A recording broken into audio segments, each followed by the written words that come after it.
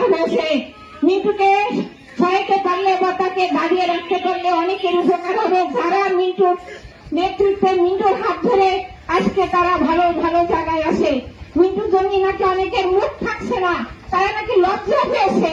আমি ধিক্কার জানাই এই লজ্জাকে। আপনাদের এই লজ্জা কোথা থেকে আসলো?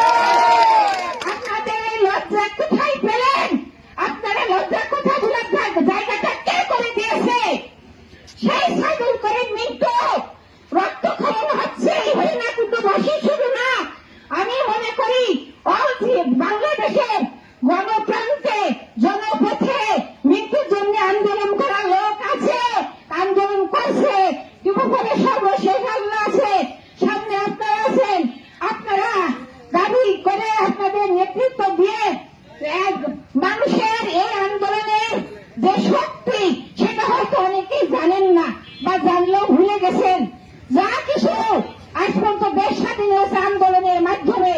আমি দুটো দেশ দেখেছি, ছোটবেলায় পাকিস্তান দেখেছি, বড় ভাগ করে বাংলাদেশ দেখছি, বিভিন্ন পার্টি দেখছি। সাইদুল করিম মিন্টুর জন্য আমি কথা বলতে আসিনি, আপনারা কথা বলতে এসেছেন। আপনারা কথা বলেন। মিন্টু ভালো কাজ করেছে জীবনে অনেক বেশি। যদি কোনো ভুল ত্রুটি হয়ে থাকে, মানুষ মাত্রে যদি হয়ে থাকে, আপনারা যদি মনে করেন সেটাকে আপনারা না জেনে আপনারা প্রমাণ না পেয়ে বিশ্বাস করবেন না। এটা আপনাদের কাছে আমার অনুরোধ। আমি আপনাদের গ্রামের মেয়ে, আপনাদের এলাকার বউ, আপনাদের মেয়ে, আপনাদের মা, আপনাদের বোন। আমার প্রাণের আকুল আবেদন দেখে গেলাম। আমি দীপ্তি, আমি বড় মেয়ে, আমি সাইদুল করিম মিন্টুর বড় বোন। আমি হাতটা ডেকে গোসল করিয়ে দিয়েছি। আমার বাবা মা মারা যান। আমার বাবা মুক্তিযোদ্ধা ছিলেন, স্কুল শিক্ষক ছিলেন, তার হাতে করা অনেক ছাত্র সমাজের অনেক ছেলেরা আছে। মিন্টু কখনো কোনো অন্যায় ঘৃণাতম কাজ করে না। মিন্টু রাগ করলেও তখনই ভালোবাসে তাদের, এটা আপনাদের জানা আছে। সেই ভালোবাসার জায়গা থেকে আজকে আপনারা আসছেন। আমি আর কথা বলবো না। অনেকের দামি সময়, অনেক মূল্যবান সময়, অনেক কষ্ট করে যারা আছেন তাদের প্রতি আমার গভীর ভালোবাসা।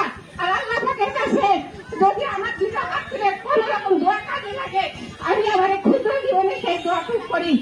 আমি মাননীয় প্রধানমন্ত্রীর কাছে আপনাদের মাধ্যমে বলতে চাই, আপনি আপনার বড় সাইদুল করিম মিন্টু, আপনি তার ছিলেন ছোট ভাইয়ের মতো, আপনি তার ভালোবাসেন এখনো, আমি যতটুকু জানি। তাই আপনার বিবেচনা, আপনার দয়া আমরা চাই। আপনি সাইদুল করিম মিন্টুকে আপনি আইনের মাধ্যমে তাকে মুক্তি দেন, নিঃস্বার্থ মুক্তি। আমি তার বড় বোন, আমি আপনার ছোট বোন, আপনি আমাদের মায়ের মতো, বড় বোনের মতো। আপনাদের সকলের কাছে আমি এই দোয়া চেয়ে, আমি জানি না কোথায় কি ভুল করলাম, বেশি করলাম যদি বলে থাকি, আমি কথার মাঝ দিয়ে আপনাদের কাছে ক্ষমা চাই। আমি সকলের জীবন সুস্থ থাক, ভালো থাক। আপনারা আপনাদের আন্দোলন চালিয়ে যাবেন যতক্ষণ পর্যন্ত মিন্টু মুক্তি না পায়।